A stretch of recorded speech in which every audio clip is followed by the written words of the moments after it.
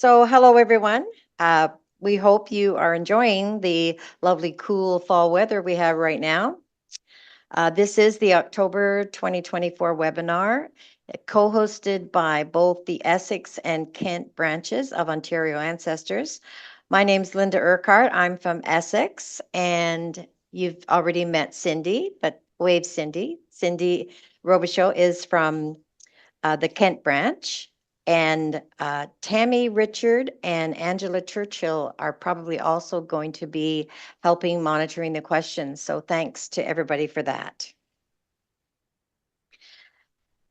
Before we start, I'm just going to turn my video off. I just find it annoying. It bothers me. Okay. So before we start, we would like to acknowledge that the land on which the County of Kent is located is the traditional territory of the Anishinaabe Nation, and in Chatham-Kent specifically, the territories of the Delaware Nation and the Walpole Island Nation. In Essex County specifically, we have the territory of the Three Fires Confederacy of First Nations, comprised of the Ojibwe, Ottawa, and Potawatomi peoples, which include the Huron or Wendat or Wyandot bands. As family historians, we have all answered the call to discover those who came before us, to share their names, to tell their stories, to remember them. Our ancestors live on because we live on, and we have made it our mission to ensure that no one is forgotten. No matter how difficult the history is, it needs to be shared so we can all learn and do better and be supporters of our local Indigenous communities.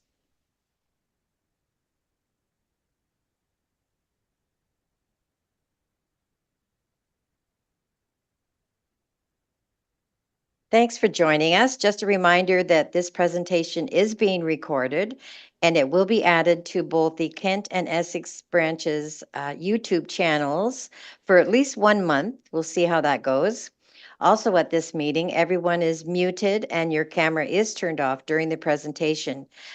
Questions will be answered following the presentation. Just post your questions in the chat box as we go along. You can see the chat box is bottom of the screen there. You just hover your mouse at the bottom of your screen and you should see it. If you have any questions, and when you do post to the chat box, it's best if you put a question mark at the beginning of your question so that it's easier to find that way. There is a handout, and we will be posting it later in that chat box.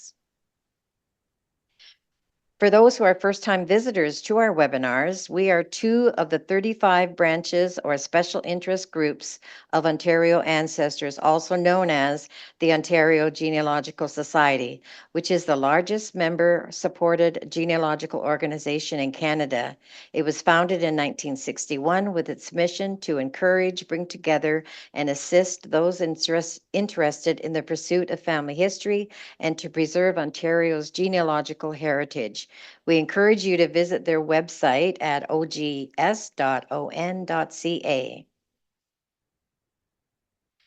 If you live in the Kent County area or plan to visit Chatham-Kent in the future and want to research in person, Kent Branch's Family History Library is located within the Chatham-Kent Public Library, but they have their own room and they are a separate entity from the public library.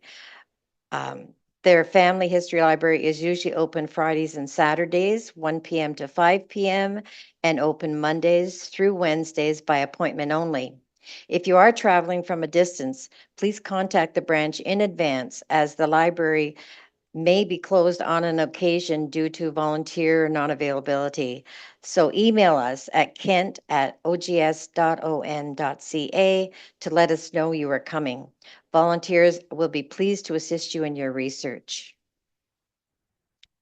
For those living in or visiting the Essex County area who want to research in person, the Essex County Branch Library Collection can be found in the Windsor Public Library Local Histories Branch on Sandwich Street in Windsor. Just check their website for their hours of operation and feel free to call them for additional assistance with your research. In addition, We hope you'll visit the Essex County Branch Franco-Ontarian Research Center, also here in Windsor. We're open any Tuesday or on the second Saturday of most months during the whole year. Due to Thanksgiving, the next Saturday opening is on November the 9th. We are open for visitors from 10 a.m. till 2 p.m. The directions to the center can be found on the Essex Branch website under the Franco-Ontarian Research Center tab. There are many ways where you can keep in touch with our branches. On this screen are the email addresses, our Facebook groups, and our website addresses. Feel free to contact us with your questions. Members of our Facebook group are always very helpful, so don't hesitate to ask a question on Facebook. We encourage everyone also to visit our websites for the many resources available there, including a members library that houses many of the documents in the Kent and Essex County branch libraries, as well as the Franco-Ontarian Research Center library. We're pleased to be able to introduce you to the very interesting webinars coming soon. On Thursday, November the 7th at 7 p.m., Ontario Ancestors offers Exploring Military Records by Richard Ruggles. You can register for this webinar on the Ontario Ancestors website under the Education tab. On Friday, November the 8th at 7 p.m., the Kent branch of Ontario Ancestors is presenting This Land, the Story of 200 Acres in Kent County by KLG. You can register for this on the Kent branch website. On Tuesday, November 12th at 7 p.m., the Essex County branch volunteers will take you on a virtual tour of the Franco-Ontarian Research Center. You can register for this on the Essex branch website. And lastly, on Tuesday, November 19th, the Family Tree Maker Group will be meeting. You can register for this on either the Kent or the Essex websites. In Essex, we hope to have a Family History Day in November where we can meet you, show you our collection, and help you with your family research. We will have volunteers from the branch as well as one of the experienced genealogical librarians available to assist you. Keep an eye out on our website or on our Facebook group for the date. Tonight's webinar is presented by Dana Palmer, Photo Restoration and Photo Storage. Dana will discuss how to ensure your precious family photographs and preserve them for future generations. She will demonstrate tips and programs to restore photos and best practices for photo storage. And just a little bit about Dana. She's already mentioned that she started doing family research when she was, I think, 4. So, but in addition, she does specialize in lineal society applications, publishing family books, and Midwestern research, specifically in Ohio. In addition to her client work, she reviews military repatriation cases and is part of the Mayflower Silver Books team. We're glad to have you here tonight, Dana. So I will turn it over to you now for your presentation. Thank you. All right, I'm going to go ahead and share my screen. All right.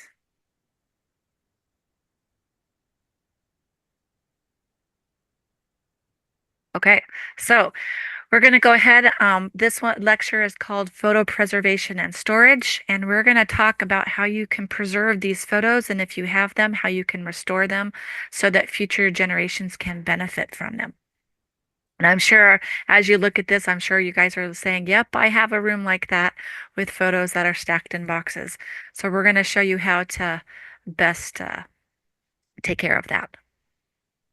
So on the agenda, we're going to cover 5 main areas. We're I'm gonna go through what I have in the lecture, and then when the lecture's done here, I'm actually going to do some live examples, and then I'll take questions at that point. And as she mentioned, if you do have questions as you're listening, put a question mark and put them in the chat, and I'll try to get through all of those at the end. Hopefully, by the time we get to the end, I will have answered some of the questions. So the first thing we're going to do is the different steps I have to preserve your photos. So step one, of course, is to get organized. This is probably the most important step you can do. A lot of people skip it, but if you take extra time in the beginning to get your photos organized and to get your computer files organized, you're going to be more successful in the long run. I like this photo. I found this one, and the saying is shoeboxes are for storing shoes, not photos. And isn't that true? There are places that you can put your photos that are more safe than others, and shoeboxes are definitely not on the top of the preservation techniques that are out there. So we're going to talk about how to organize your photos. And as I said, it's really important to get things organized before you ever decide to scan documents or get things from relatives. There's a lot of different ways that you can organize, and it really depends on what you like to do. You need to figure out what system works for you and then stick with it. I'm going to show you what I like to use for myself and for my clients, but if you don't like this method, just figure out what works best for you. Generally, I will organize them by the person or a family, and then I like to organize them by date. Of course, as you're doing photos, you're going to have some that are unknown. And if you don't know who they are, but you have a general idea, you can make a folder you call unknowns. It's still important to scan those pictures eventually, but if you don't know who they are, that's okay. And I'm going to talk about what you can do later to help you identify some of those people. As you're organizing, I generally, before I ever start scanning pictures, I create folders on my computer, and I'll show you how I do this. And the method that I use is the same that I use for keeping organized for my research, as well as when I put family books together. So it's the same methodology, and you just put your pictures in a folder. And I like to get my folders created on my computer first, sort my photos, and then I scan them. And if I do that, it's a lot easier to stay organized. So this is how I organize my folders. So if this is a pedigree chart for those of you that are unfamiliar with what it is, person number one is you. So I generally create a folder for myself. That's generation folder one. And then I have a folder for each of my ancestors. So as you see here, this is an example. So this is for one of my clients, and everyone here is deceased, and I have permission to use these. And so you can see I've numbered him 01, and this is Marlon Wilt. And then number two is his father's and his parents, and then three is the grandparents, and four is the great grandparents. So as you go back, I'm going up the line here. And I don't know if I gave you a copy of this chart, but if you want a copy of the chart and it's not in the folders, let me know. Or you can take a screen picture real quick if you'd like, so that you have this. But again, this is how I not only organize my pictures, but I also do my genealogy documents this way too. And so then I have it nice and organized. I have a folder for each person. And again, you want to organize these first before you scan your photos in. So, as I said, before you scan, when you actually are looking at your pictures, you're probably going to have a lot of loose photos. I like to sort them by who they are, and then I sort them by date. For me, that makes it easier because then when I go scan, it's a lot easier to stay organized. If you don't know, you can just put them together. And if you have unknown piles, that's okay too. If you have pictures that are in albums, if it damages them to take them out of the album, don't take them out. Just scan the entire page, and then you can rename each of the photos by the person afterwards. You don't want to cause damage to the albums. Now, being a scrapbooker and working for companies that did preservation, if you have pictures in albums that are not safe, like the ones that are sticky, the magnetic ones, that the pictures are kind of glued to the page, the old style with the cover, get them out of those albums because the glue in those eats through the pictures and it really destroys them.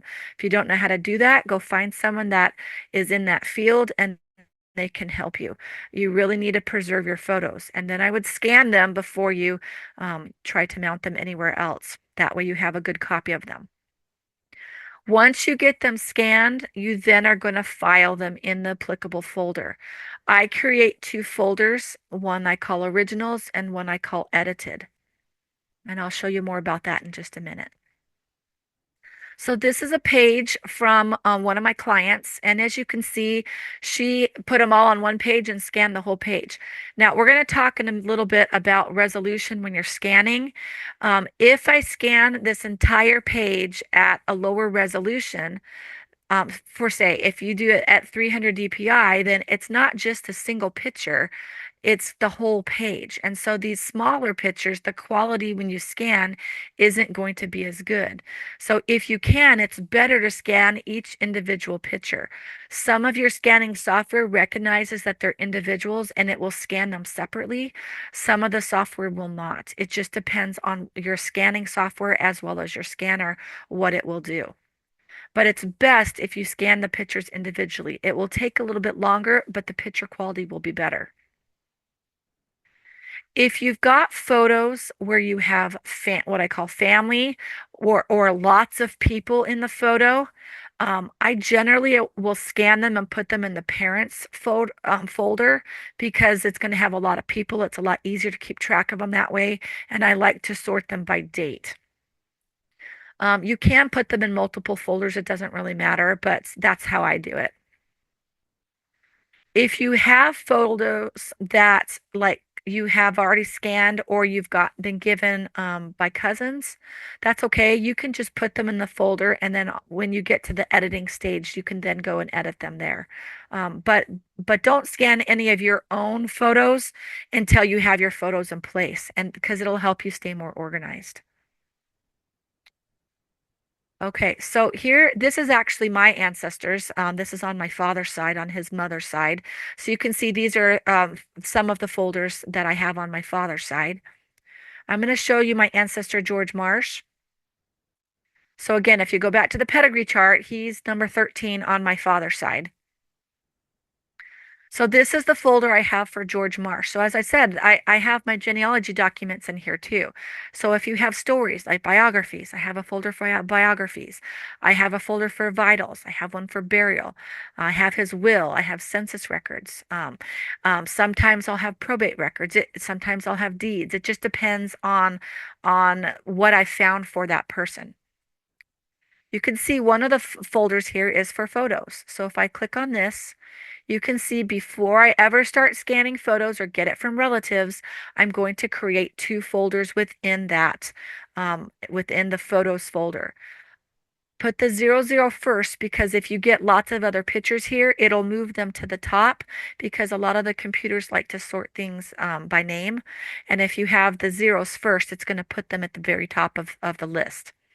I have a Mac, so mine lets me sort it a little bit different sometimes than the PCs, but these are the two folders you're going to have, and you want to have these for every single section in each of those sections.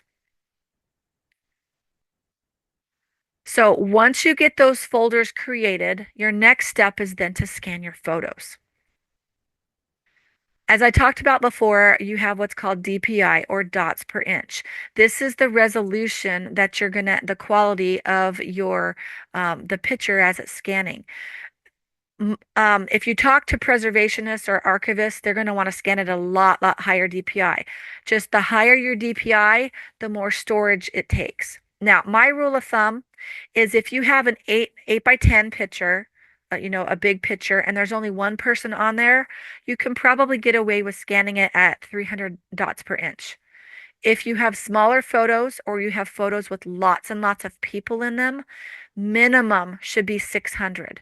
Now, archivists like to do the minimum at 1200, but again, the more DPI you have, the bigger your file is. Not only that, but sometimes if you scan it at higher DPI, the grains of the paper will start to show through in the photos, and then you have to do extra work to clean that up. So generally 600 is what I'll scan it at, unless there's only one person and it's a really big photo, then I'll do 300. A rule of thumb also is if you scan it and you zoom it in, watch the shoulder of the people. If there's jagged edges, you didn't scan it high enough, and you should rescan if you can. Now, I know sometimes when you get photos from your relatives, you aren't going to be able to rescan those, but if you can, it's better to rescan them because you can always go down in quality, but you can't go up. So you want to scan it at the highest quality that you can for that photo. If you scan newspapers, a lot of scanners and scanning software has a newspaper filter, and you want to have the filter on because it will get rid of some of that graininess that you get from the newspapers. If you are taking digital photos, whether that's with your camera or with your phone, make sure it's set to the highest resolution you possibly can because again, you can't go up in quality. If you have a picture on the wall and you're going to take a picture with your phone versus a higher quality camera, again, if your phone doesn't take a good picture, get a camera that takes a better picture or scan that picture on the wall because you want it to be as best resolution as you can. Now, once you have scanned pictures, there's two formats that you're mostly going to deal with besides a PDF file, which some files will scan in. Most of your cameras and your scanning softwares are going to save your images as JPEGs. JPEGs work great, but they do have disadvantages. If you are going to do a lot of photo editing, which I'm going to show you, and it's going to span more than one time that you're going to work on it, then before you do a lot of editing, you need to change the format to a TIFF. TIFFs are better because they don't compress your image, which is really nice because then you can open up the picture, you can work on it a little bit, and then you can save it, and then you can come back later. Um, JPEGs, if you open up and edit your photo and save it, then the next time, if you open it again and try to edit and save it again, you lose quality because every time you open it and save it, it compresses the image. It compresses the quality and the color, trying to save space. And so because of that, you're going to lose quality. Now, I will tell you from personal experience, I actually scanned all my wedding photos. And then, some of them had a little bit of damage. So I went in and fixed it. And then I wasn't quite happy. So I went back later and fixed it again. And then when I went to reprint it, the quality was just terrible. I was like, what in the world happened? Well, it's because I kept opening it up and fixing it and saving it, and then opening up and fixing it and saving it in JPEG. Where if I'd done it in TIFF, it wouldn't have compressed it. But it compressed it enough that it just was terrible. And I had to go back and rescan the picture because the quality had reduced so much. So if you're going to just open it up and do one fix, that's okay. But if you're going to open it up multiple times, it's better to save it as a TIFF, fix your picture, and then save it back to JPEG when you're done. TIFFs do take a lot more space than a JPEG, so that is the downside to that. And a lot of places that print pictures won't print as a TIFF; they want them as JPEGs. And if you're going to do a family book, don't put TIFFs in your family book because they're very, very big. What might be a 1 meg JPEG is probably a 10 or 20 meg TIFF. So they take a lot more space. So as I said, when you first start, you're going to have your two folders. Now, these are some pictures that were sent to me from relatives and some old pictures that I had in the format that was prior to the more current format. I did also create a folder called unknowns because I didn't know who some of the people were. But I had my two basic folders of originals and edited. Now, once I get these pictures, and I've got them scanned, then the next step will be to edit them.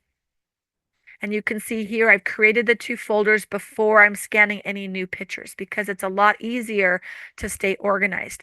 Now, once I get these folders here, I'm going to take all of these 6 pictures and I'm going to put them in my originals folder because that way I know where they are. I know they're the originals. If you're going to scan your photos, I'm going to show you Adobe Photoshop Elements, but a lot of scanners will do it. If you can hook your scanner up to Elements, then this is an older version. And honestly, the version really doesn't matter which one you use. You need to figure out which one works best for your computer and your needs.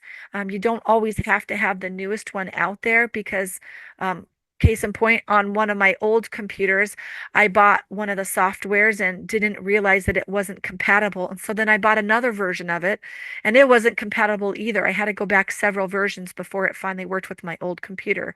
And then a few years later, I bought my new one that works better. But you have to figure out what works best with your computer. But the benefit of scanning from Photoshop Elements is they have a button called Import. And if you click the Import button here, it will let you choose your resolution. It will let you choose if you want it as a black and white photo, if you want it color, if it's newspaper. You can name it here, and you can do some of the editing before it ever scans. And you can see what it looks like before it scans, which is very, very helpful. And you can see here you can see under the screening, they've got the newspaper thing here. So I can actually, it'll get rid of some of that graininess you get from the paper. So sometimes I will set things as newspapers before I scan them. So it's very helpful. And as you see, this is when I did my daughter's health plan, but I can do it for photos too. You can do anything you want to scan up here. So as you see here, I've put my pictures now in the originals folder. Once I've got them in originals, if I want to edit them, I want to make a copy. So that will be step 3. Step 3 is to edit and enhance your photos. This is the most current version of the software I'm going to show you. There are free softwares out there, and if you want to use the freebies, you're more than welcome to. There's a lot of good ones out there. I think Elements is one of the easier ones. If you get the full Adobe Photoshop software, it's very expensive. The Elements is much less expensive. And the best time to buy it is Black Friday, which for Americans is right after our Thanksgiving, which is the end of November, because they go on sale and you can get really, really good prices for them. Again, you need to figure out what operating system your computer is and which version works best. If the new version doesn't work well, go to eBay and see if they have an older version. If you buy from eBay, though, make sure that you make sure it has a certificate of authenticity, that you're getting a good quality one that you can unlock, because sometimes there's pirated ones out there that you can't really use, and so you need to make sure you have a good one. Now, most pictures, I say, can be fixed, enhanced, or altered. There have been some that I've had a very difficult time fixing, but that's because I'm not a graphics artist. I'm a math major, but that doesn't matter. You don't have to be a professional that's good at art to be able to fix your pictures. Anyone can fix these. It does take time though. And it will take lots of practice to get good at it. First step, if you're going to edit, you need to make a duplicate. Copy your original picture. That's why I have my original folder. I want to make a copy of those, and I always paste them to my desktop because then I know that those are the ones I'm working on. Well, why? One, it's easier to find your photos, so you can edit them more easily. And number two, I've had cases where I didn't make a copy and I accidentally overwrote my original. Well, if you don't have the original, it's very difficult to go back and scan it again. So you want to make sure you make a copy so you don't accidentally overwrite that original. Because if you don't have the original, it's going to be very difficult to get a copy again. So if you want to make a copy, click the picture, or in this case, I click the button and press the Shift button, and then you do Control C. Now, I use a Mac, so it's the Command button, but on PCs, it's Control C. On a Mac, it would be the Command C. So it's very similar. Once I do that, I'm going to go click where I want to paste it. So in this case, I want to paste it to my desktop because, again, it's a lot easier for me to find it if I have it on my desktop than to go and dig for it through lots of different folders. Okay, so once I've got it pasted, once I click on the desktop, I then am going to choose Control V if it's a PC or Command V if it's a Mac. And that will then paste the pictures here on the desktop and you can see them here. I put all 6 of them here because I'm going to work on them. When you were in the Photoshop Elements, so once you've got them pasted, you're going to open up the Elements software. So I have an older version, and honestly, it really doesn't matter which version you use, just one that works with your computer. This one has 3 different views. You have Quick View, Guided, and Expert. Now you can look right now, I'm in the quick view, and over here to the side, there's not very many tools. Now, a lot of people think I'm not an expert. I can't just do the expert mode. But you really don't have a lot of choices. Even if you don't consider yourself an expert, choose expert mode because there's a lot of tools there that are very, very easy to use that you want to use that you can't get in the quick setting. Once I choose expert, you can see over here, there's a ton of different tools, and I'm going to show you how to use these that you can use. The first thing, you can see this one that kind of looks like a Band-Aid. Once I select the Band-Aid, I'm going to come down here to the bottom where it says Tool Options, and I'm going to open it up. This Band-Aid is called the Heal, and this is one of my very, very favorite tools, and I use it a lot, and I'm going to show you some examples of how to use it. I like to set it so I'm on proximity match because what it does is it matches the color and the shading of whatever I select right next to wherever the holes, the gaps, or the mold is. And it's super fast. You can set the brush here so you can have it where it's very fine, or you can have it where it's fuzzy on the edges, depending on what you want. You can also select the size, very small to very large. Now, often if I'm dealing with faces, I need this brush size very, very small because faces, you have very fine details, and sometimes you have to zoom in a lot to fix what's wrong. Now, once I've set my tools, it remembers them so you don't have to set them again. So I set them once, and then I'm ready to go edit photos. So I'm going to choose the open button. Now, if you're on a PC, it might look slightly different. This is what my Mac looks like, but it's going to be very similar. So wherever it is in the file menu, you want to open and you're going to find the file. Again, I set them on my desktop. So on my Mac, I just choose desktop on the over here. If you're on a PC, the format of this is going to be slightly different. Choose whatever pictures that you put on your desktop that you want to work on. And then you choose open or select it. So then it will open up your picture. So this is my ancestor, George Marsh. He was actually born in New York and then he moved westward. And you can see there's some spots here. It's got a lot of graininess, and there's some spots on his clothes. This one doesn't have very much damage, so it's not a lot to fix. I will go through how to show you how to fix these, but just so you can see what the difference is, this is the original that was scanned.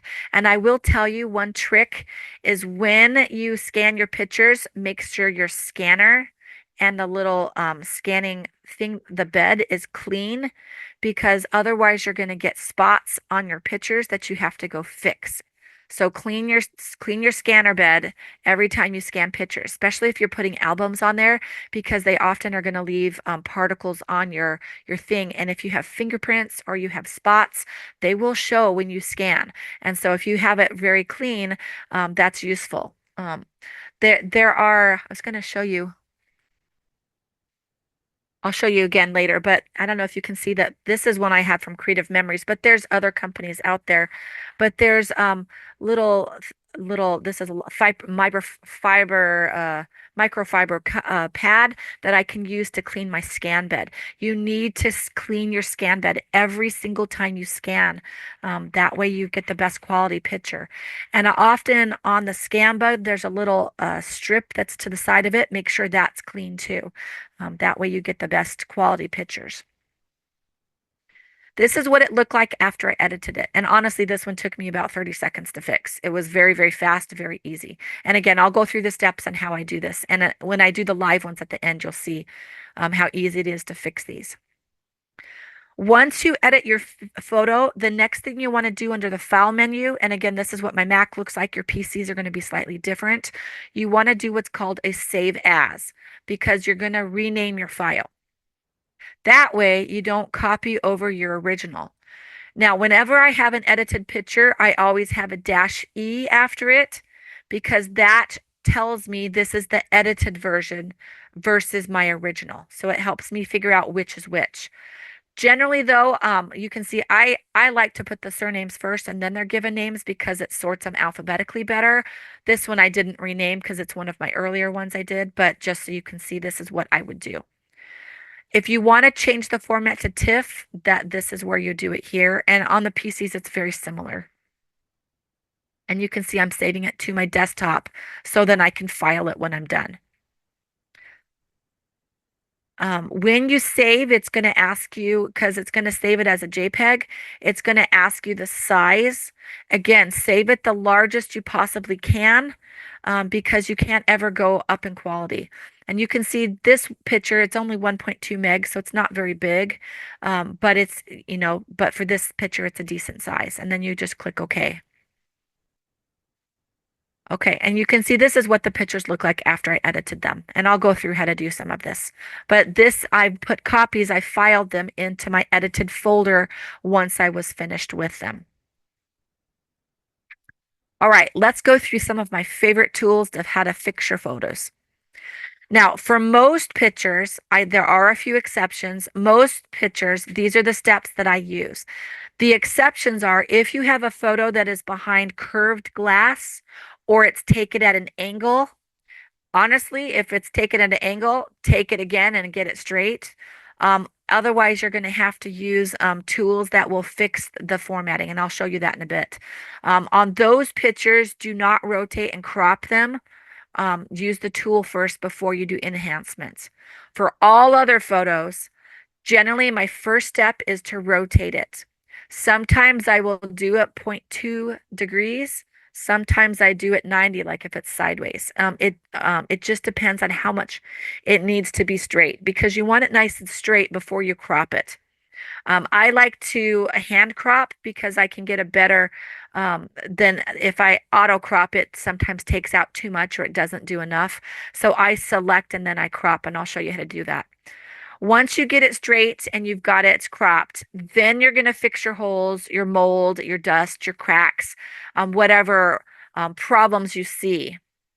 You fix those first using different tools, which I'll show you. Once those are fixed, then you fix the color. Because if you try to fix the color first and you have holes or dust or a white border around it, your picture is just not going to look as good as if you fix those first. So these are the general steps that I will go through. And the tools that you use, it depends on the picture. No two pictures are the same. You do them slightly different.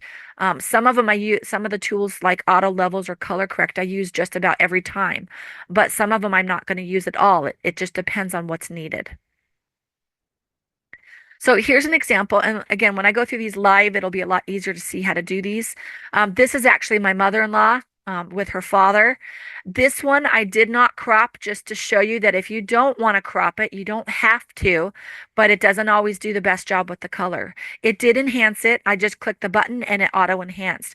Now, if you look over here, you might be able to see there's a little bit of blue discoloration here as well as here. There's some spots here. I definitely want to go and fix those. And if it were me, I would crop out the white border because the color, if I enhance it, it's going to look a lot better if I crop that white border out.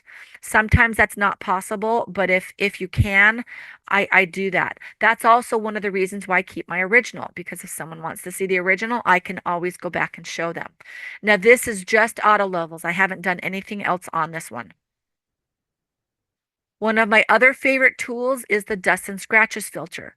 You can use this on documents, not just pictures. So here's an example of a death certificate here in Ohio. And you can see it's very grainy. You can use the dust and scratches to filter and it will take out that graininess. You can do the same thing if you're doing newspapers or if you've got a photo that's got spots all over it. The dust and scratches filter can remove some of that and can save you quite a bit of time. Now, the disadvantage, it blurs things. And so sometimes it's not as clear as it was before. And so that's the only real disadvantage to the dust and scratch filter. Clone stamp is one of a tool I use a lot, especially if there's gaps or holes. You can copy things, and a couple of the pictures that I'll show you, I actually copied an eye. The picture was the face was straight on, and I copied the eye and pasted it the elder place because they were completely missing their eye. But you can use clone stamp to get rid of mold. Although if it were me, I would use the Band-Aid tool, the heal, because it's faster. But in this area here where there's a big gap, the Band-Aid won't always work. And so sometimes you want to capture the color and the shading to kind of fill it in a little bit because it will look better. Now, is it perfect? No, but it's a lot better than what it was. Now here's one where I used Heal and I used Clone a little bit, and you can see this picture got ripped, but I've been able to fix it so that it looks a lot better. Now his eyes still aren't quite right, but it's a lot better than the original. And again, this doesn't take too much time, and I used the Heal and then I turned it black and white on this. Color correction, this is actually me when I was little with one of my cousins. I actually cropped this one just a little bit because you can see the damage over here on the left-hand side. Sometimes you're going to get pictures like this where it's not worth the time to try to fix that damage because it doesn't really add anything to the photo. So in those cases, I'm going to crop out most of this damage because it's not really needed. I think we were here at Thanksgiving or Christmas dinner or one of those, and this is at one of my grandma's house, my mom's house, um, eating dinner. And you can see I've just used color correction and it fixed a lot of the yellowing that had happened over time. Um, and this is one of the tools that will do that. You can convert photos from black and white or from color to black and white. I generally, if they're the sepia, the yellow toned color over here, if they're sepia, I like to turn them black and white because they are much, much better quality when you want to reprint them, but you don't have to. I like to, but it's up to you. One of the tools you can use is adjust lighting. This is my grandma, my dad's mom, and her younger sister. Sometimes you'll get photos that are a little bit darker, and you can see this one here. It's a little bit darker, and you can see there's red spots. So I turned off the color on this one, and then I lightened it. That way you could see their faces a little bit better. Sometimes you'll get really, really dark photos, and if you use the adjust lighting, you can actually see things that you couldn't see before. Sometimes the background will look a little funny afterwards, but sometimes you can actually see the faces in those pictures when there's so much damage you couldn't otherwise. If you have concave framed photos, if you can remove it from the frame without damaging the picture, I would do that and scan it. If you cannot, then make sure if you take a picture of it, like this one, you can see there's glare. You do not want to have to deal with glare. So you need to do something so you don't get glare on it because those are really hard to fix. You can try to take the picture yourself, and I've been successful being able to do that. But be careful how you angle yourself because not only will you get glare, but sometime if you're taking the picture, you'll see yourself in the reflection. And so sometimes you can see here that the reflection of the window that was behind the person that took the picture here from this is one of my clients, I think, one of their pictures. But it caused glare on this picture. Sometimes if you cannot get a good quality picture, you might just have to take it to one of the photo studios and they can actually enhance and take a better picture of this. But the ones that are in the concave, the curved glass are really, really hard to get good pictures of. If you have a picture that's taken on an angle, like this is one of my clients, this is a picture, oil painting that she have of her relative she had down in her basement. This is the picture she took, and I was able to fix it. But when we fixed it, you use what's called correct camera distortion. It cropped part of his top of his head. And often, if you're going to use this correct camera distortion, which will fix the curved glass or pictures that are at the angle, it's going to crop some of the picture. That's why I said don't crop these ones first. Honestly, if the picture's in existence and you're able, I would just go back out there and redo the photo because that way, take it at a better picture and better angle. Because it's going to be easier than trying to fix the distortion. If you can't, then you have to use the correct camera distortion. You can do that, but it's better if you can just retake the picture, which is what I did. So once you get your picture scanned and edited, the next step is to preserve the photos. Now, this is a picture of me when I was younger with my brother, and you can see it's got damage. It's red and it's got spots. These were taken at one of the photo studios, and they've gone red over years, which happens. But there's tools that you can use to remove that red and restore your photos so that they look good again. And once you do get them restored, you want to preserve them. There are lots and lots of ways to preserve your photos. I'm going to show you a few of them. You need to figure out what works best for you. Some of these are free, some of them cost money, but you just have to figure out what works best for yourself. Family Search Memories is probably my favorite. If you're not familiar with the Family Search website, it's free and they've got tools there where you can upload and preserve your photos. And I'm going to show you some of that because I use it a lot. You can use backup devices if you have external storage devices, or you can put them on a USB drive. It's not as stable as other things. So if you're going to do that, that's something you want to switch them out periodically. I personally recommend getting a PO box or a safety deposit box and swapping them out every few months so that you can keep your pictures preserved and they're in a fire safe place. Or you can buy a fire safe box. I'm paranoid just because my mom's house was hit by lightning 2004, right after my dad died. The year after my dad died, we went out for the summer and I had the strongest impression while I was there. Scan all the photos that are in the house while you're on this trip, and whatever you don't scan, take pictures or send back home to Ohio. So my mom lives in Arizona. So we spent our entire vacation scanning photos.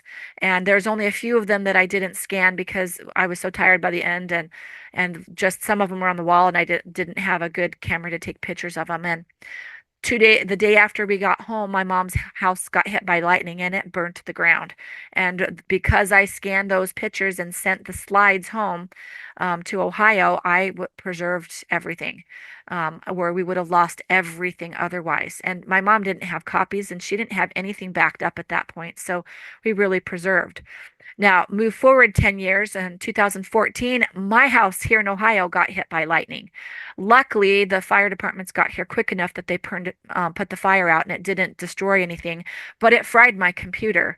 Luckily, I did have some backup and we were able to recover my computer, but I have a lot of stuff on my computer. And I have since then, I back stuff up regularly because I'm terrified of losing it. I'm still scanning and editing all my photos because I have so many, and I'm slowly adding them to Family Search so I will never lose them again. In addition, I use Dropbox and I have backup there to drop up, and we use iCloud to back up photos. So there's a lot of different ways to back your stuff up. If you like to scrapbook, family albums are a great way to preserve your pictures. I do caution you, if you're a scrapbooker, please scan your picture before you crop them and cut them up. That way you have the original before it gets put in an album. And that way, if people, your relatives want copies, you've got the digital, they can just reprint them. I do recommend you use archive safe storage boxes if you want to keep your originals. There's lots of companies out there that sell them. Find something that works, that's safe, and then put it in a fire safe box so that you don't lose them. If you don't want to keep your originals, get them scanned, get them digital, get them on Family Search, and then donate your originals to a historical society. A lot of historical societies like historic pictures, and they sometimes will take collections of your photos. All right, let me go through a few of these. So this is Family Search Memories. If you're from, this is the Family Search website. Again, like I said, it's a free site. You will have to create an account to access what I'm going to show you. A lot of stuff now you have to have a password and sign in to do, but the family tree and the memories are mandatory. You cannot access those if you do not have an account. It's free, but they do that to protect, because anything that you're dealing with people that are living, it protects the privacy on the tree very, very well. If you click on memories here, this will take you to a place where you can see memories. Now, over here to the side, if you like to be organized, you can create these into albums. I have a few of them bookmarked because those are ones where I'm still trying to identify people. Sorry here. And you can see right now I've scanned about 1,400 pictures. I have probably 4,000 or 5,000 more that I still have to scan and add. But it takes time to do that. You can see some of these are photos, some of them are documents, records. This is my baby when she was born, my youngest. You can see there's records here. I want to show you this one here that has a lock on it. Because if you've got documents or you have photos that you want to make private, where you can. And so if I've got living people and I don't want necessarily to share this information, I can go to the photo and I can make it private, and no one's going to see this picture except for me. And I don't think they release these until like 110 years after your birth date. So you're definitely dead before anyone can ever see those photos. But if you make something private, no one's going to see that stuff in your lifetime and probably for a long time after that. But one of the things I do love about Family Search is you can do what's called tagging, and you can identify the people in the photo. So this one here, this is my husband. He's a cutie. And this is some of his siblings. He had a couple more sisters born after his youngest brother here. But this is him with his older siblings and his younger two siblings. But we can go through and we've tagged them so we can identify everybody that's in the photo. Most of the time, if I'm going to add photos, I prefer to go to the tree because I think it's easier. The only time I generally add them to the memories is if I don't know who they are, and then I'll put them in a folder. I'll just label them as whatever family I think it is, so then I can find them more easily next time. I generally like to go and find the person in the tree first. This is my great grandmother, and you can see I am following her. So if someone makes change to this tree, I get a notification once a week, and then they tell me who's making changes and what they did. But you can see here I've got links to sources as well as memories. So this is what we're going to focus on is the memories. So if I click on memories, you can see I've got documents as well as photos. You can also add audio clips and you can add stories. So there's a lot that you can add to these. And if you've not ever recorded yourself, start with yourself. They've got a thing called Record My Story, and it's a great thing to do at holidays. It's one of the free tools they have under the activities. And you can go and record short stories of yourself. Preserve your voice. My dad passed away when he's 55, and my kids, my oldest is the only one that was alive when he was still living. My younger kids, they don't know my dad, their grandfather. I luckily have an audio tape of him, and I took some videos, so we have some recordings of his voice, but they'd never get to hear his voice otherwise. And what a tragedy that would be that they couldn't, they never get to know the great man that he was. And so that's a great way to preserve your history. And you might think that you're not interested and you don't have stories, but everybody has stories. Even you do. So, share your favorite stories, your courtship if you're married, or if you have moves or favorite things you like to do. Share something about yourself. Or if Christmases or holidays or visiting family, anything you can, because your future generations are going to thank you for doing that and preserving it. And your kids and grandkids and great grandkids, or if you don't have children, your extended family are going to be grateful that you preserved photos and stories. Um, Down here, I want to show you a picture. So this is a photo. One of my relatives sent this picture to me, and I went through and edited it to make the quality better. And then I reloaded it. I loaded it back here to Family Search. And you can see again, like I said, I knew these are my great grandparents. This is Fanny, and this is their oldest child, Virginia, which is my great aunt. When she was a baby, and these are their siblings. Now, when I first saw this, I didn't know who most of these people are. I knew who they were because I've seen so many pictures of them, but I didn't know what their siblings looked like when they were young. And so I posted this to Family Search because my cousins then came in and they identified their relatives, and then we were able to identify everyone in the photo. Where if it was just me, I wouldn't know who all these other people are. So if you've got people who you don't know who they are, this is one of the best ways that you can do this. You go and identify who you do know, and then other people, your relatives, can come and see if they can identify those in here too. I do want to mention also, you can also add it topic tags. So I have a picture, not that I'm showing here, but of my grandmother when she was in the waves during World War II. My grandpa was in the Navy, and my grandma was in the waves. And we have a picture of her and her sister in their unit. And it's pretty neat because we know who they are. So I scanned and edited and added that photo and identified them because I know there's other people that are in that photo that, That would be really neat if they could go through and identify who their relatives are. And it just, again, it preserves and helps it make it more real of who these people are. These are living people that had interesting lives, and we want to preserve that. The benefit of adding it to Family Search is if you ever lose the picture, whether it's the original or your computer crashes for whatever reason, or you lose stuff, you can easily go back down and you can download these pictures again. Now, it might take you a little bit to go through in each picture to download, but you can go back and download them. Not only that, but if you have cousins that add photos, so this is one of my cousins, Brian, that has added photos on my family. If I go under the actions here, I can download his photos too. So it's a great way to share photos.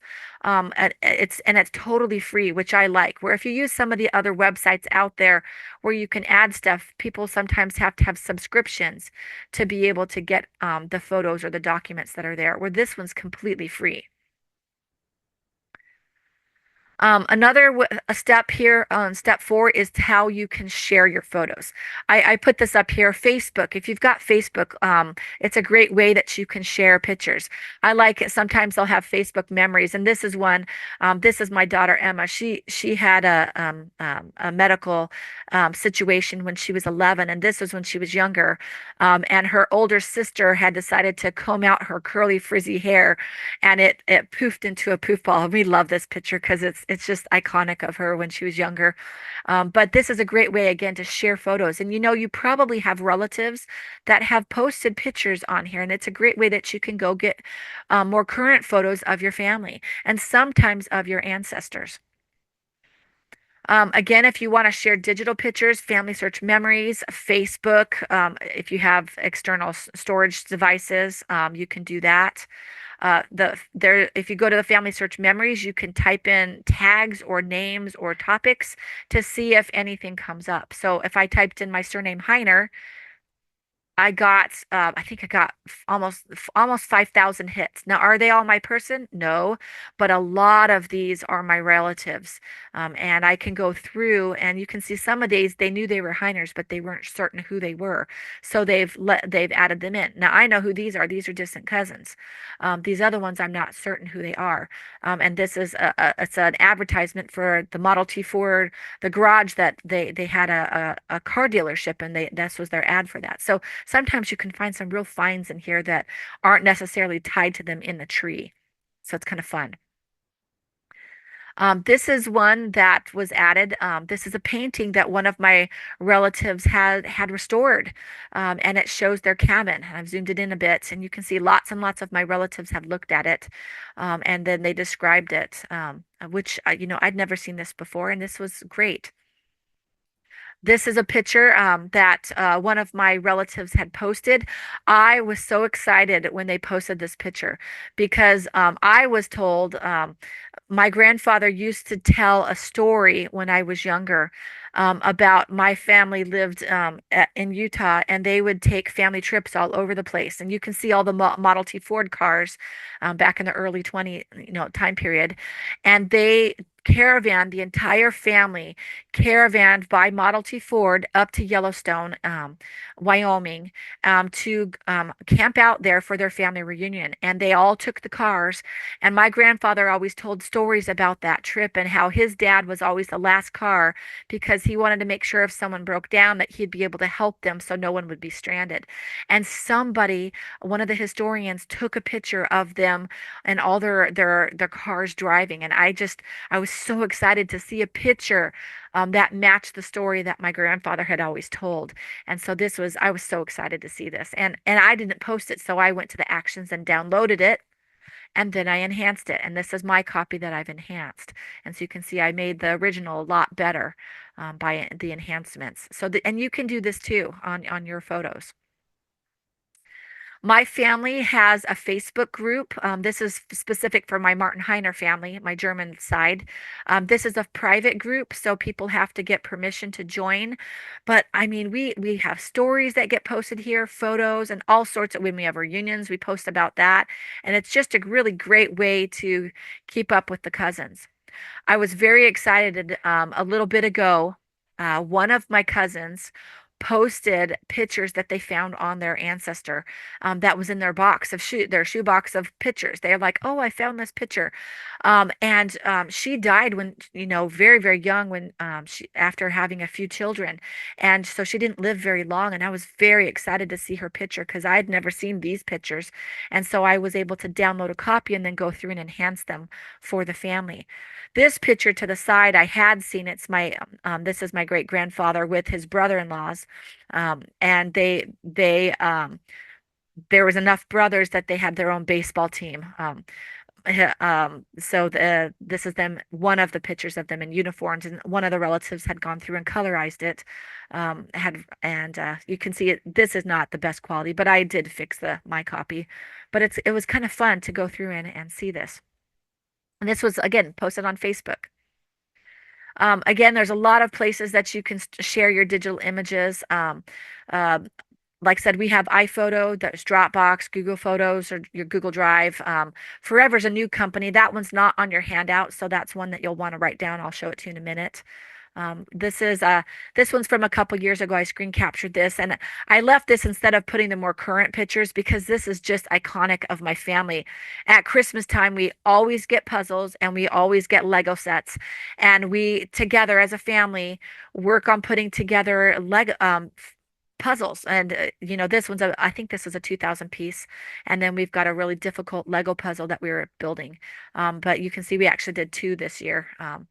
This is the first one. And then again, my daughter, we like to cook, and she just had learned how to make grilled cheese, and she was very excited. So she was showing us and demonstrating she did that. So it was kind of fun.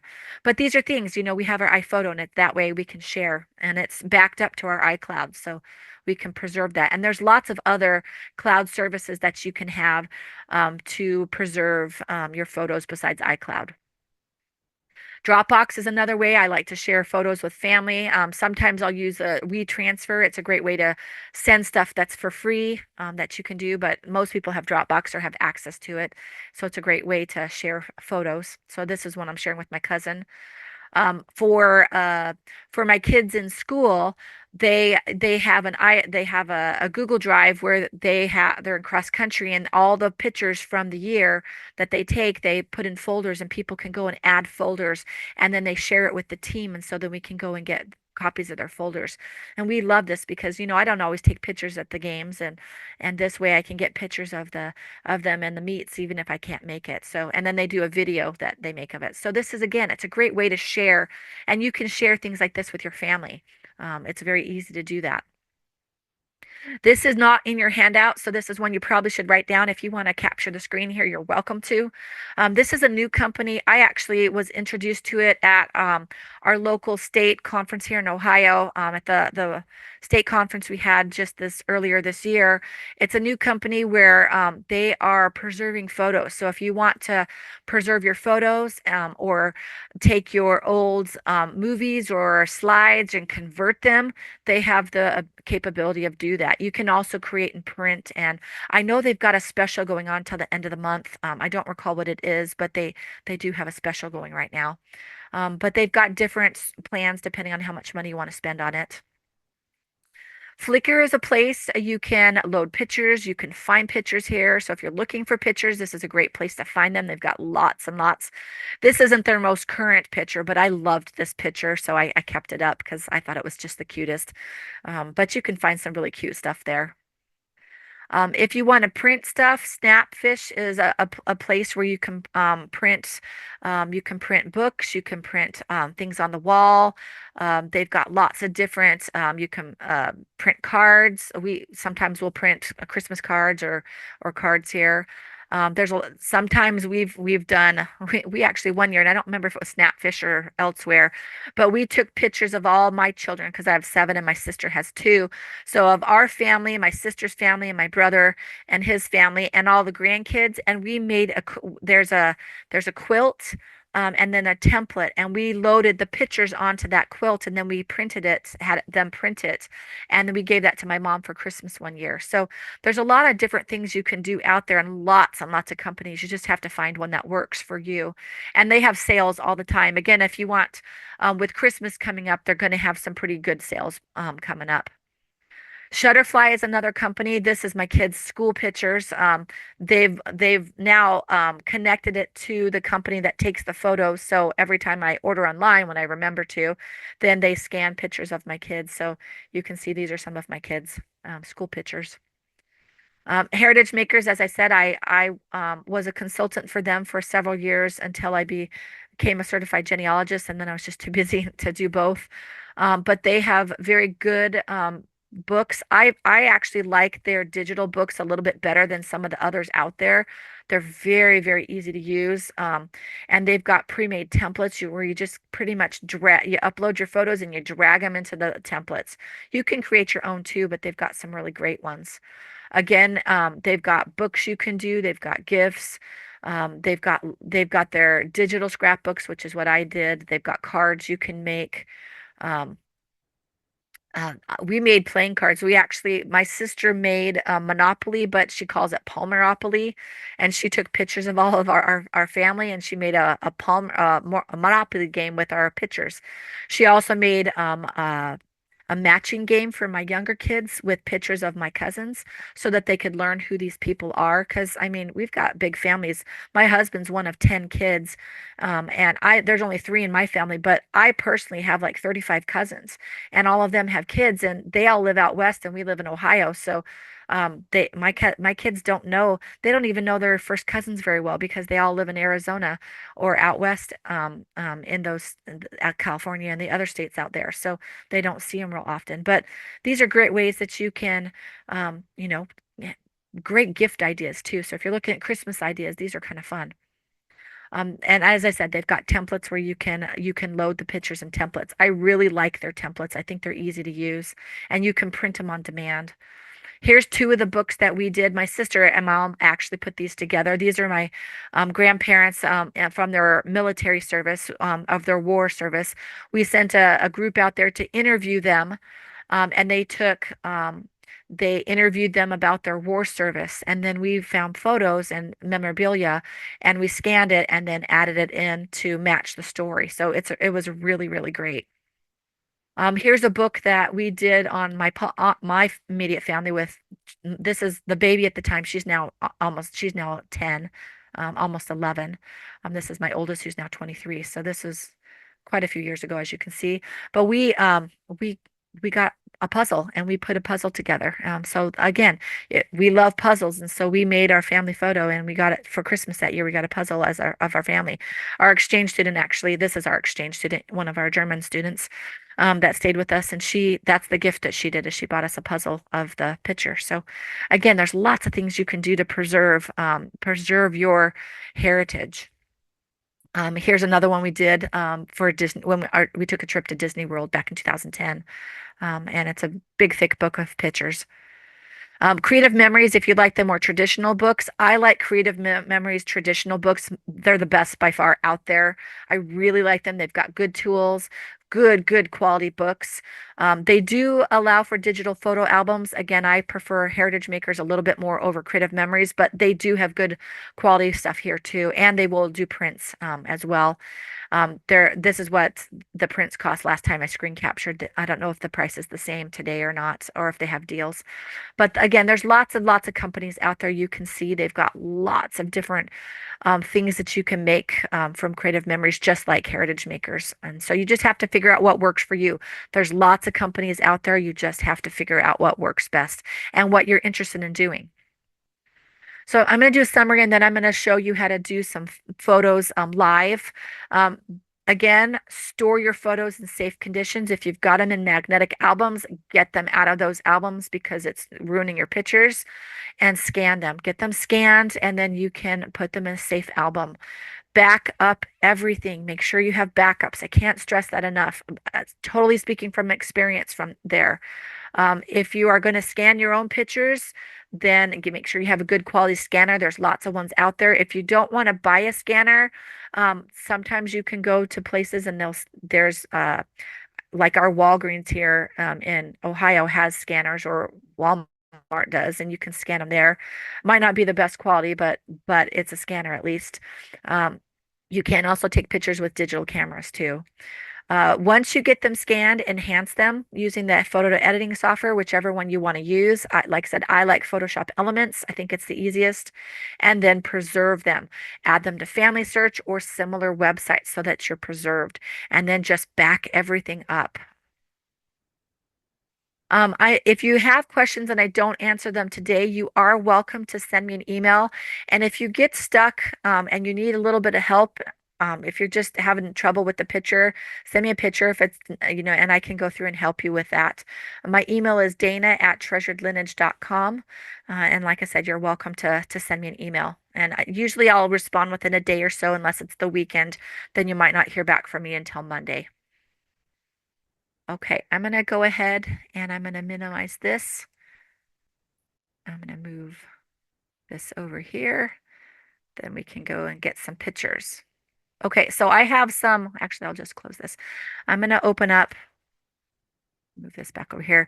I'm going to open up my pictures. So I'm going to show you a couple examples, how to edit, and then I will, and then I'll take some, do some of the attendees examples, and then I'll take questions. I will tell you, if you sent me a picture ahead of time, I did edit all of those. So I have good qualities and I will send you those after, but I am going to show you a few live ones. Now, just to show you an example, I'm not going to do this one live, but this is one of the pictures that I was sent, and you can see it's very, very damaged. Let me show you what it looks like. This is the one I edited, and this is what it looks like after I edited it. So big, big difference. And again, this one took a while to fix. All right, now let me show you. Just gonna go ahead. Let's do this one. I'm gonna start with an easy one just so you can see the basic steps. So step one, this one's it's not needing to be, it's not curved glass and it's not tilted. So because it looks straight on. So I don't need to worry about adjusting the distortion. So my first step is to crop. So this is the marquee tool up at the top. And I'm going to just click in the corner. I like to go on the inside because then I don't get extra edges. I'm just going to snip just a little bit on the outside, and then under the image, I'm going to go and choose crop, and it's going to crop. Now you can use this tool over here to the side, and I can't make the side thing any bigger, I'm sorry. But you can use this little crop tool here, but I don't like it because I don't think it does as good a job. I prefer to hand crop it. Once I crop it, the next thing I'm going to do is I'm going to fix the problems. Now I'm going to zoom this in so you can actually see it a little bit better. I'm going to look for spots and holes and gaps. This one doesn't really have much. You can see right now the size is 24 down here at the bottom. I've got the proximity match on, and it's a blend here. Because this isn't a crucial area, 24 is fine. So I'm going to go ahead and just get these spots, get them cleaned up a little bit. You can see I just click. All I'm doing is clicking, and it's matching the color next to wherever the spot is. Again, if I'm dealing with the face, 24 is going to be way too big. Often I like to start up in the corners and work my way around, but it doesn't really matter. But I'm generally going to try to get whatever spots, discoloration type thing I can. If I've got lines, I can fix those. This one, like I said, is not too bad. Sometimes you have to adjust your brush size down so it looks a little bit nicer. And I'm just clicking here on these spots. All I'm doing is clicking my mouse. And then I'm going to try to clean this up just a bit. So you can see there's not much, there's a little bit. So here's some more lines I'm cleaning up. It just makes them disappear because it's blending. You can see here. Sometimes it blends better than others. But this area over to the side isn't as crucial as some areas. So if it's not perfect, it's not a big deal. But I want to get rid of these spots first because then when I go and do my color correct, the color will be better. You can do it without doing this, but you're going to get a better picture if you do this first. And it does, like I said, it just takes a few minutes to fix these. Um,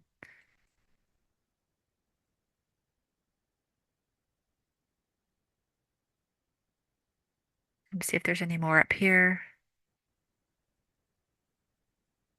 There's really not too much. It's actually a pretty clean picture. Now, if I want to do the face, you can see there's a little bit on the face. You just want to go really, really small and just do a little bit.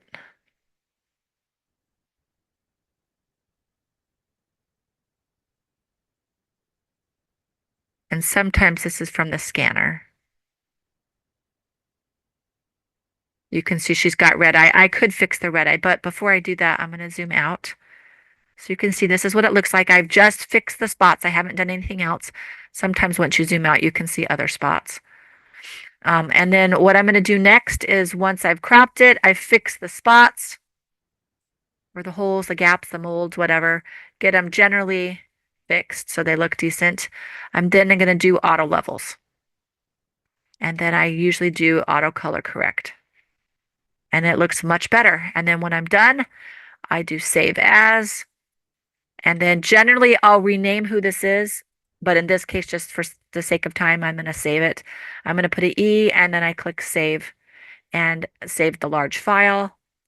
And now I'm done. So it's very, very fast, very easy. Now you can do this for not just pictures, but here's you can do it for census records. So here is a census record for United States, and I know you can do this for the Canadian ones too because I've done it. Now you can look as you look here, this is a little bit crooked. You can kind of see. So the first thing I want to do here is I want to rotate and I want to do what's called custom. And it's going to ask me if I want it right or left. Now you can see the way that this is, I want to tilt it to the right just a little bit.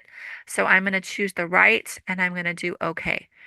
Now, if it still doesn't look quite straight, you can do it again until it looks straight. And you can do this for documents, you can do this for photos, whatever. Now to check, I'm going to use the marquee tool over here. I'm going to put it again in the corner. I want to go on the inside of the record for the most part, and then I'm going to crop. You can see I left a little bit down here, but that's okay. I can use, this is the magic wand tool. Let me zoom this in so you can see it. Scroll down. Down here, I'm going to choose the black area. And then this is a bucket. I want to switch this to white. And then I can dump white in that area. Or I can do gray depending on what the color is. And then you just select it again. And then I'm going to zoom out. You're probably saying that doesn't match. That's okay. We're going to make it match. Right now it's very dark, so I'm going to choose auto levels, which didn't do much, but I can go, whoop. I'm going to go here to adjust lighting and I can make it brighter. So then I can enhance this. And then you can actually read if I zoom in. You can actually, it's a lot cleaner.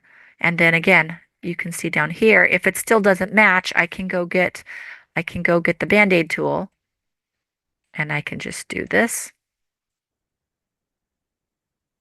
and get rid of some of that. Oop, some of the extra stuff. And sometimes I'll go through and I'll fix it a bit. Sometimes I won't. Census records, I usually don't do too much unless I'm putting them in a book. And honestly, I'd probably make this a little bit lighter. This is one I was working on. If I wanted to snip something, like if I was going to publish a book and I wanted just part of it, I can also clip just part of it. So if I wanted to clip just this part here, I could go and I could take the whole thing here like this. And then I could crop it and then I would have that part. And if I make a mistake, you can always do undo. Generally, if I'm going to crop it, I would save it first and then I would go and crop it. And then I would save it with a different name like E1 or E2 or whatever, because then it's better quality. Again, I usually will do auto levels and auto contrast just to make sure it looks nice. And I'm not going to save it because I already have a copy of it. Okay, let me show you a couple of, let me show you one more. So here's another color one. Again, this one doesn't need much to fix. Um, you can go on the inside. I personally, because there's a lot of extra space, I would probably crop in like this much because I want to focus on the people, not necessarily the background as much. So this is how I would do it. So I would crop in a lot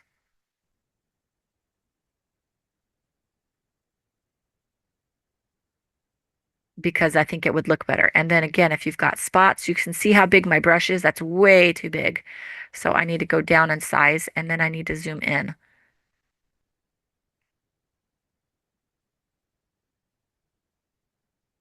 And then over here, you can see this. These are my husband's grandparents. And I can go and clean up the little spots, which there are not many. Most of the time, you can't see them. So zoom out, and then there's a spot over here. I can do auto levels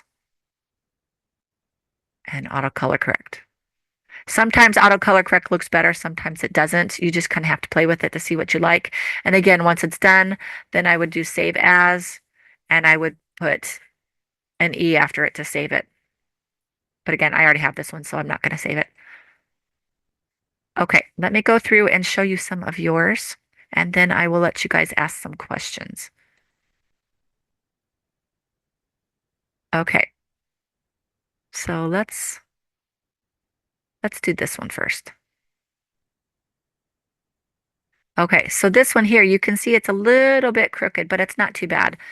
So the first thing again I would do would be to rotate it just a little bit. And then I would crop. Now the benefit of keeping the original is you still will have the text along the bottom for that original, where you don't have to have it in your enhanced version. So I've cropped it. And over here to the side, I'm going to crop it just a little bit more.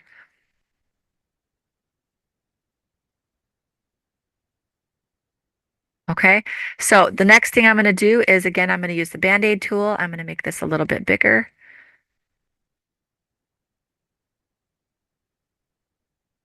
And I am going to go fix the crack. All I'm doing is holding my mouse down and select and moving it. So you just click your mouse and you can go and fix the problem. And it blends it with whatever's next to it. So if you've got holes or gaps, this is one of the best tools that you can use.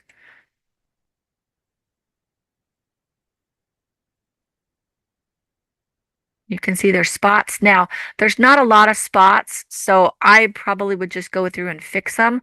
You can come under here in noise and use dust and scratches filter. But if you do that, sometimes you're going to lose clarity. So if you do use that, come back and do auto sharpen so that you don't lose all that clarity.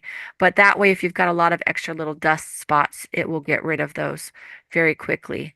And you can see it didn't get rid of all of them. It doesn't always do that. So sometimes you still have to come back in and fix them.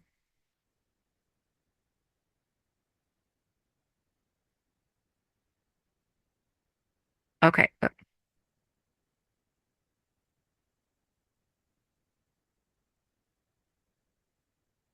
Okay, so from here, you have the choice to leave it as it is. If you like the sepia tones, I personally don't like sepia tones, so I always go under mode and I turn it gray and then I enhance it. And that way, when it prints, it's a lot better quality. And sometimes after you've enhanced it, you can see, oh, there's still spots. And so you can see there's a whole bunch of little spots still. And that's okay. But this is what it would look like once it's fixed. And then you do save as. Now I actually saved a copy of this. So if you want to see what it looks like, I did actually fix this one. So that one is here. So I did these ahead of time. So if you did send me pictures, I did save it. So this is what it looks like once it's fixed. And honestly, it didn't take very long. Let me show you another one. Uh,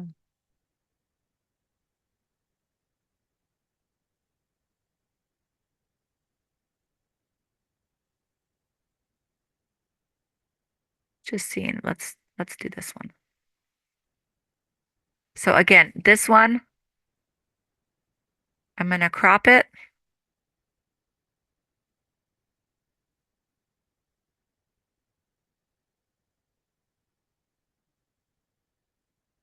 I'm going to use the Band-Aid tool to try to fix what I can.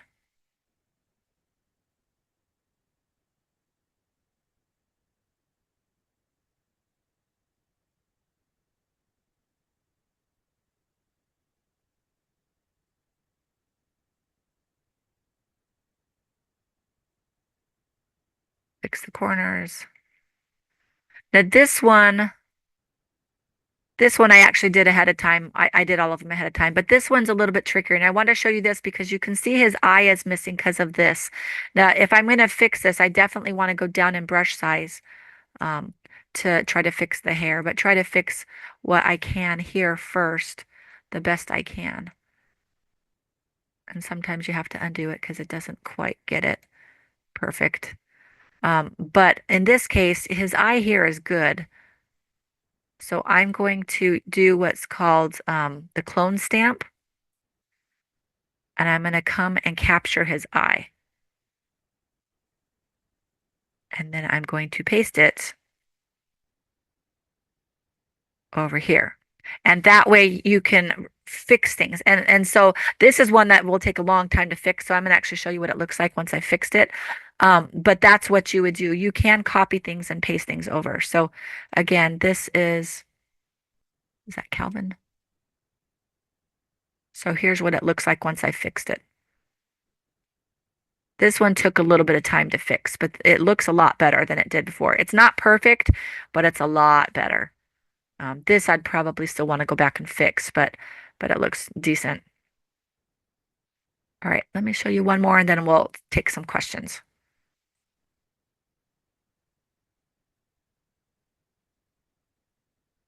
Let me show you one that's from a PDF. So this one's a PDF. Sometimes you're going to get photos that are PDFs like this, and you can still edit them, but you just have to do a save as afterwards. So the first thing when you look at this picture, it's sideways. So the first thing we're going to do is we're going to rotate it, and we're going to rotate it right so that it will be upright. And then we're going to go through and we're going to crop.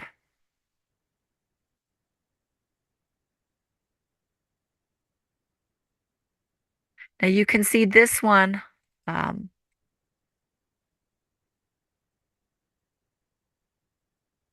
here, I'm going to make my brush bigger because I can fill in the sides a bit. And then any of these scratches that are here, you can go through and you can just use the brush to fix these, the heel. Sometimes you might want to make it a little bit smaller because if it doesn't blend, but a lot of times you're okay in spots that are here. Sometimes I'll do the easier areas first. This one when I worked on it took a little bit of time, so I won't show you how to do everything, but you can see you can go through and fix things. Now, this area over here, you've got a couple different options. You can see that there's a chair in the background that's got a decoration on it, or it's a table or something.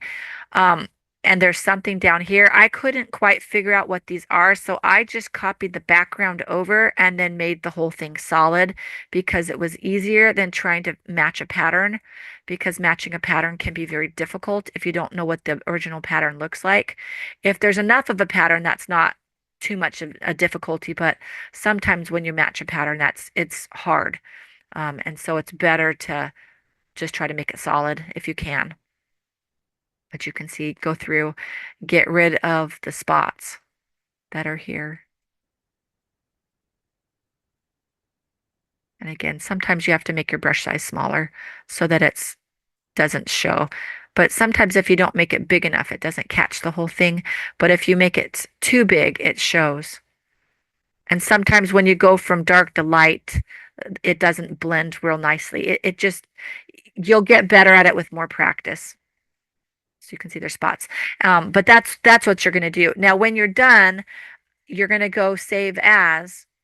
This one comes up as a PDF. I have to change it to JPEG. And this is where if you want to change it to TIFF, you could, but I'd want to change it to a JPEG. And then I would rename it with an E when it's done.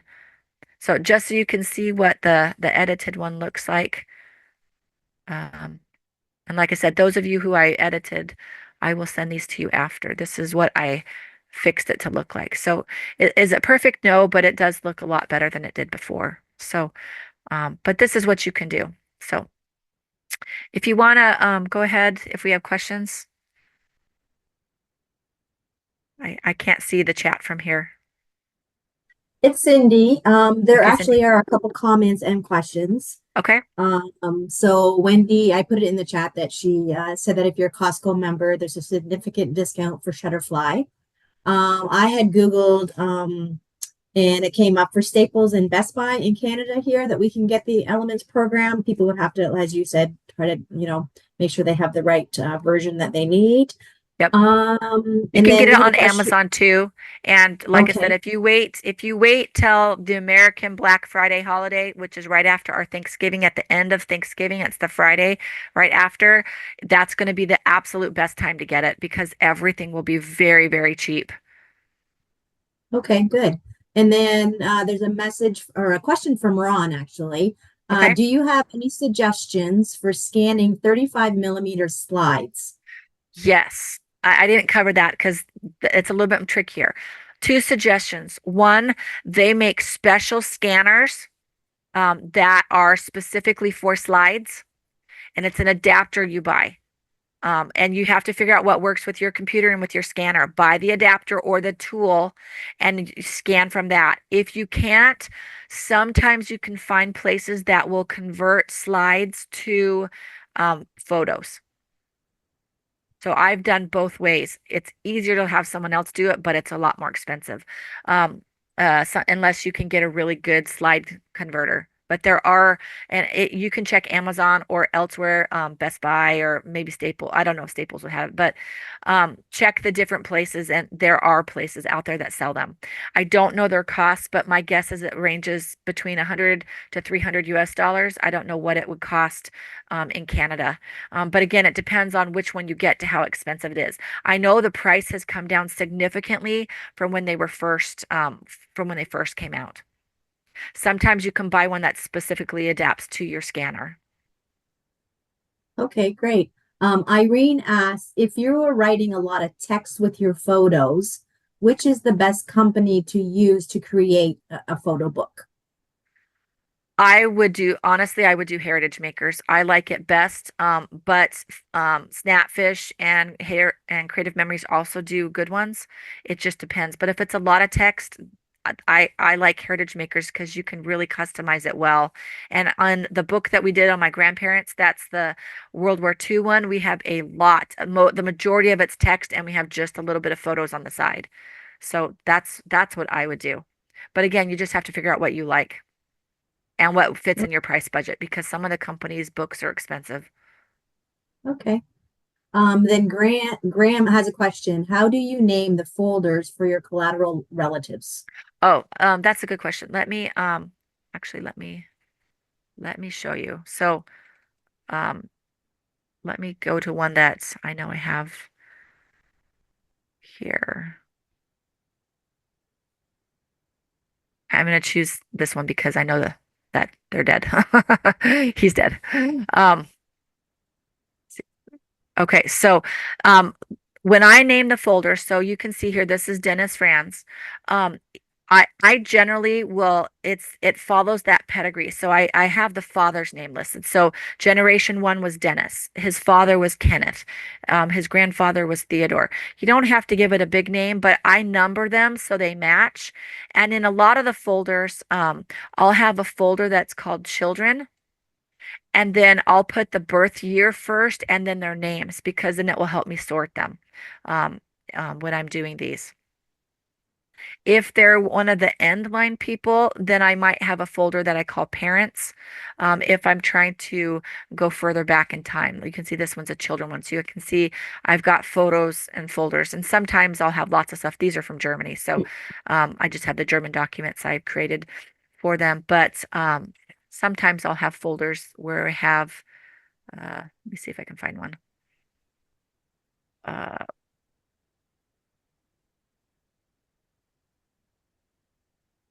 These ones don't have them, but sometimes I'll have a folder that called parents to go back earlier. But it depends. This one this is for one of my clients, and I started with her husband. So that's him. And then these are his ancestors. In my books, I start with my grandparents because I have so much information that I need a couple extra generations to get the majority of my information. But naming, you really have to depend. It depends on what you want to do. If I'm naming a file, like if I'm doing census records, I like to name what it is first, and then the person. So this is 1920 census, and then France. That way, if by chance it gets all jumbled together, I know what document it is and I know who it is, and that way I can find it and file it again, more easily. If I'm doing photos, it just depends. You can see here I've got the originals and then the edited photos. And here I've put them by date because that's how I wanted to put them in the book. It made it easier to organize. And some of them I didn't put dates on it because I didn't know the dates. But that's it. You just, like I said, you have to figure out what works best for you. And then when you go and lay them out on the page, you kind of, um, you have to figure it out.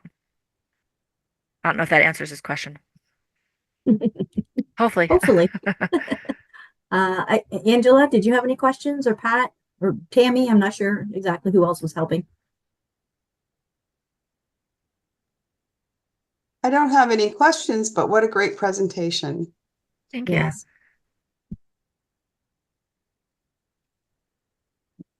Okay, I think that I want to say thank you for just bringing to my attention the family search memories, and that you've like, I've used family search forever, and just I guess I've just never clicked on those. Yeah, I can show So you. I'm gonna be Let me share my screen again and I'll show you. If somebody has a family that you want me to look up real quick, I'll show you. Well, or I'll show you I'll just do a search. So if I go to tree, I'll just choose one of my relatives. Um,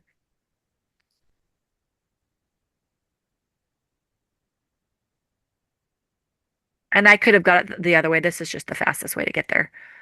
Oops, I want this one. So this is my German ancestor.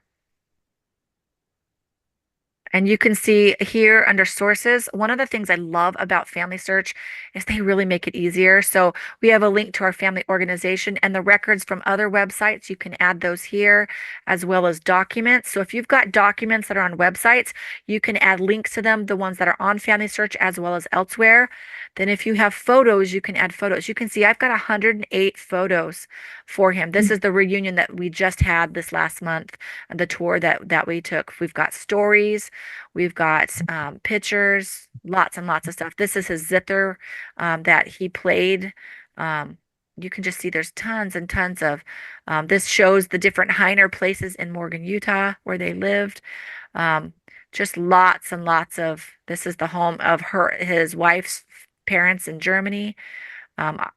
This is where they are in Utah. There's tombstones. Just lots and lots of things that you can put on here. So this is I was going to show you. I had on here. Oh, this one. So this is one I did. This is the German record we got. So this is just an example. I got a copy of the German record. It's now on Archeon. And we had it transcribed and then translated. So we know what it says. And then I loaded it here so people can go and download it, and they can download a copy. They've moved the download over to here. So you can go and download it. But it's really nice. But if you're doing this with people and pictures, let me show you my ancestor Daniel. He was married multiple times, and between his marriages, he had 20 children. Very, very big family. This is their hotel that they had. The old historic picture versus the newer one. They've got pictures in here I haven't seen, so I'm going to have to come back and look again. This is exciting. Learn this stuff all the time. But I wanted to show you, let's see if I can find a picture of all the kids. There's the baseball team. That's the one I edited. I'll show you. I'm pretty sure this is the one. Yeah, so this is the one I edited, and Galen uploaded it. She's my cousin. Whoops. I was trying to find the one with all his kids. This one. So this is you can see, you can identify, and the tags on these are a little bit big, but this is my great grandmother. And this is her father, and then these are all her siblings. Now, on the photo I have names around it. My great grandmother wrote the names of all her siblings around the edge of the photo, so I have one with the names. But this one we've added in. But my version's much better. But I mean, this is such a great tool that you can use, and most people don't know how to tag this stuff. It's really great to identify people. So if you've not used this, I definitely recommend you do that. So. It's a great way to share stuff. And if you can do an audio clip, like I said, under activities, this record my story is really, really great way to record the stories you have. If you want to do a fun stuff with your family, this compare a face, if you've not done this before, what it does after you've loaded your family's photos, you upload a picture of yourself. It will then compare your pictures with your relatives, and it will show you who you look the closest like. And I don't know if mine will do it right now. Um, uh, if I don't know if I have so it's really easy. You just do begin, and then you can take a picture or you can upload a picture, and then it will let you compare it. But it's really fun to do and see. And it's interesting too, because sometimes what I look like when I was younger, I look like my grandmother. Um, at when she's at that same age, where when I'm a little bit older, I look just like my mother. And so it's really, it's different times in your life, you look like different people. So I thought it's really fun. But if you have a chance to do that, that's under activities. So compare a face is really fun. So again, if you want to do fun stuff with your kids or grandkids or extended family, that's a really neat one to do. And then record my story is where if you want to record a story, you just click that. And then it gives you ideas of stories that you can to do, or you can create your own. So it's a really great tool that you have. So these are new stories, or you can have your stories. I haven't loaded any yet on myself, but great tools that they have. Family Search is really, really awesome. Yeah, that's great. So one final question. Are you familiar with Vivid Pics Yes. to edit or fix your photos? And then what is your assessment of that program? I haven't used it a lot, but it's like Photoshop Elements. So again, you just have to figure out what you like the best. I like Elements because it's cheap and it's easy to use. But Vivid, it's another one of the companies out there that you can use. So Okay, good. Linda, I'll pass it over to you.